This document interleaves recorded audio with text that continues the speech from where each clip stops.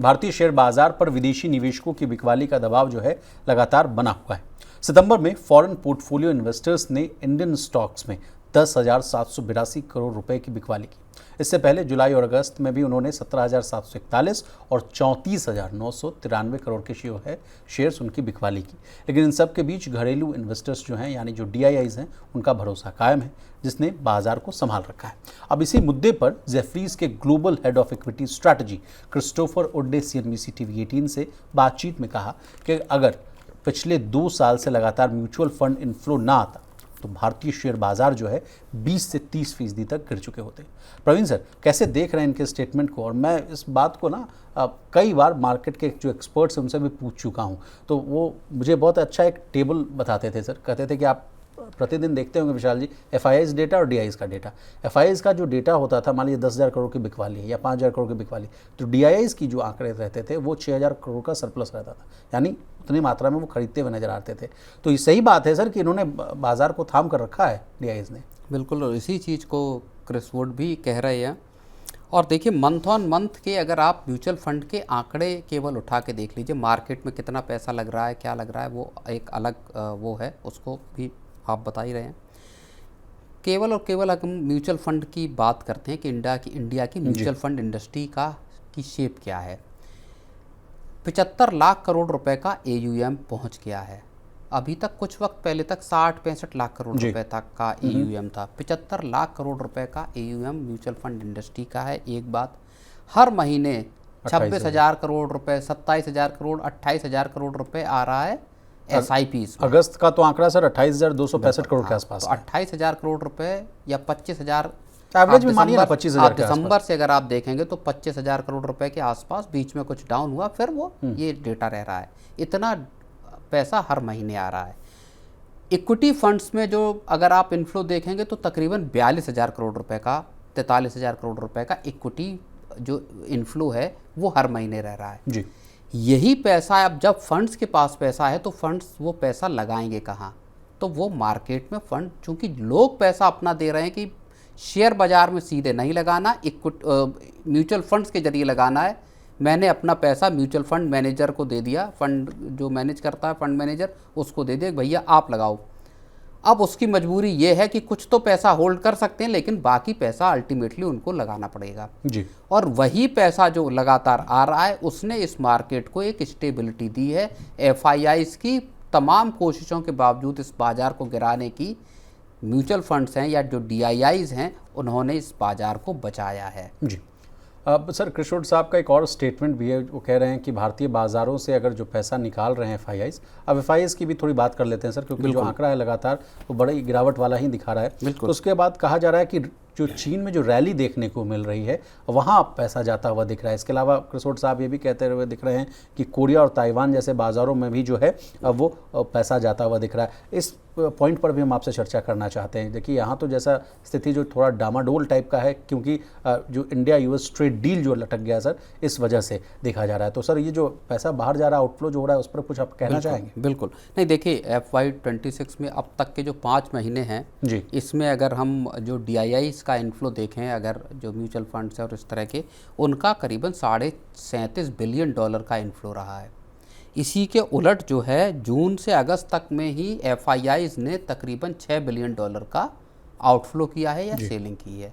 अब वो ये कह रहे हैं कि ये पैसा जा आखिर कहाँ रहा है, तो दूसरे मार्केट जो है वो ज़्यादा अट्रैक्टिव FIIs को लग रहे हैं। उसमें चाहे आपका साउथ कोरिया हो, ताइवान हो, चाइना का भी आता है कि चीन का मार्केट भी भारत के मुकाबले ज़्यादा अट्रैक्टिव लगता है। लेकिन क्रिस वुड एक बहुत महत्वपूर्ण बात भी कह रहे हैं, बोले कि इन तमाम सिनेरियो को देखने के बावजूद भारतीय बाजार अभी भी, या भारत की इकॉनमी अभी भी दुनिया में सबसे अट्रैक्टिव या सबसे प्रॉमिसिंग इकॉनमी बनी हुई है। और उन्होंने ये भी कहा सर कि अगर इंडिया US के बीच अगर सहमति बन जाती है तो फिर ज़बरदस्त रैली आ जाएगी। बिल्कुल, उन्होंने कहा है कि एक टेक्निकल रैली मार्केट में आएगी जैसे ही भारत और अमेरिका के बीच में कोई ट्रेड डील हो जाती है। तो भारत की ग्रोथ स्टोरी को लेके और उनका ये भी कहना है कि लॉन्ग टर्म में आप इंडियन मार्केट में इन्वेस्ट कीजिए, ये मार्केट आपको पैसा बनाकर देगा जी। तो ये कुछ बहुत, और एक और बात है, क्रिस वुड लगातार भारत को लेके बुलिश रहे हैं, लंबे वक्त से लेके रहे हैं, और इस तरह के जो जानकार हैं, स्ट्रेटेजिस्ट हैं, उनकी ही बातों से दरअसल फिर समझ में आता है कि मार्केट्स में आने वाले वक्त में किस तरह के आपके आउटलुक बाजार के रह सकते हैं। एक लास्ट कमेंट आपसे लेना चाहेंगे सर, नॉमिनल जीडीपी पर भी उन्होंने कहा है कि 2026 में भारत की जो नॉमिनल जीडीपी है और उसकी जो ग्रोथ है वो पिकअप हो सकती है और इससे फिर जो कंपनियों की जो कमाई है यानी जो ईपीएस ग्रोथ है वो भी बेहतर हो सकती है। लेकिन सर कल भी हम लोगों ने मनी सेंट्रल में चर्चा की थी, जीडीपी की जब भी चर्चा होने लगती है तो दो धड़ों में बढ़ जाती है। कुछ लोग कहते हैं, जैसे रघुराम राजन साहब कहते हैं जो पूर्व गवर्नर साहब हैं, वो कहते हैं कि आंकड़े पर विश्वास नहीं होता है, तमाम तरह की जो बातें हैं अटकलें सामने आ जाती हैं। कुछ कहते हैं कि नहीं बहुत शानदार ग्रोथ है, आप देखिए जिस तरह से फास्टेस्ट ग्रोइंग इकॉनमी है। तो आप इन दोनों धड़ों को कैसे देखते हैं सर? इसके बीच का जो ग्रे लाइन है वो मैं समझना चाहता हूँ। नहीं देखिए, जीडीपी ग्रोथ भारत की और 7.8 एंड ऑल, बिल्कुल 7.8% रही है। उसमें भी जो ज़्यादा महत्वपूर्ण बात है असल में 7.8% की जब ग्रोथ आई तो उसने वाकई सारे लोगों को चौंकाया। लेकिन इस क्वार्टर में, जिस क्वार्टर में हम बैठे हुए, इस क्वार्टर की भी ग्रोथ के अच्छे रहने की बात कही जा रही है।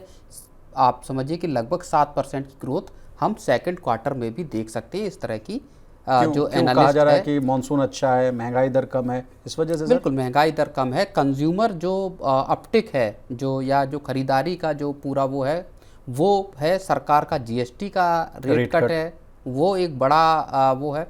तो इकोनॉमी लगातार देखिए रेजिलियंस दिखा रही है और उसके कुछ जो इंडिकेटर्स हैं वो भी हैं, चाहे आप जीएसटी के नंबर देख लीजिए, चाहे आप ई वे बिल के नंबर्स देख लीजिए, या आप मान लीजिए कि क्रेडिट ग्रोथ भी होती हुई दिखाई दे रही है। तो जो तमाम फैक्टर हैं इकोनॉमी को लेके वो अच्छे हैं। लेकिन रघुराम राजन जो एक बड़ा सवाल उठाते हैं वो ये उठाते हैं कि साहब एक तो एम्प्लॉयमेंट कहाँ पे है आपका, प्राइवेट इन्वेस्टमेंट, और दूसरा कि प्राइवेट कैपेक्स किधर दिखाई दे रहा है। तो ये जो दो बड़े कंसर्न हैं, जाहिर तौर पर जॉब का कंसर्न एक बहुत बड़ा कंसर्न है, उसमें भी कंसर्न इस बात का ज़्यादा बड़ा है कि नौकरियां जो पैदा भी हो रही हैं उसमें क्वालिटी जॉब्स नहीं निकल के आ रही हैं जी। तो एक वहाँ पे उस कंसर्न को एड्रेस सरकार की तरफ से किया जाना जरूरी है। लेकिन देखिए, नौकरियों का जो कंसर्न है वो दरअसल एक लार्जर इश्यू है इस इकॉनमी का, क्योंकि उस चीज़ को आज़ादी के बाद से एड्रेस ही नहीं किया गया। अब आप रातों रात उसमें हर व्यक्ति को स्किल्ड नहीं बना सकते। पूरी की पूरी एजुकेशन की जो व्यवस्था है उसमें चर्निंग की ज़रूरत है, उसमें बदलाव की ज़रूरत है आमूल चूल।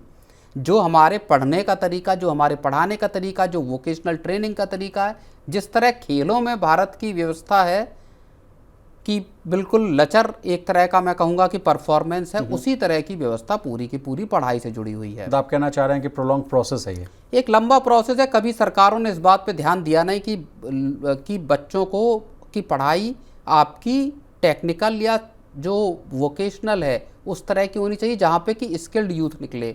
पढ़ाई की रटने वाली व्यवस्था पैदा की गई जिसमें बीए, एमए इस तरह के कोर्सेज करके सरकारी नौकरी पाने की व्यवस्था की गई। इस वजह से लार्जर सोसाइटी जो है वो अनएम्प्लॉयड है, या जो लड़के हैं वो ये देखते हैं कि किसी तरह सरकारी नौकरी मिले। देखिए ना सर, आर्टिफिशियल इंटेलिजेंस का आना हो, चैट जीपीटी का आना हो, ये तो सारी चीज़ों को बहुत ही अपसाइड डाउन कर दिया है। बिल्कुल। तो इसमें बड़े लेवल पर ट्रेनिंग की ज़रूरत है। बड़े लेवल पर गाँव देहात तक आपको कम से कम जो जिला स्तर पर, मुख्यालय स्तर पर आपको ट्रेनिंग की व्यवस्था देनी चाहिए, जहाँ क्लाउड कंप्यूटिंग सिखाई जाए, जहाँ एआई सिखाई जाए, जहाँ इंजीनियरिंग सिखाई जाए, कोडिंग सिखाई जाए, अलग अलग तरह के कारोबार, आप व्यवसाय कैसे कर सकते हैं उसकी ट्रेनिंग हो।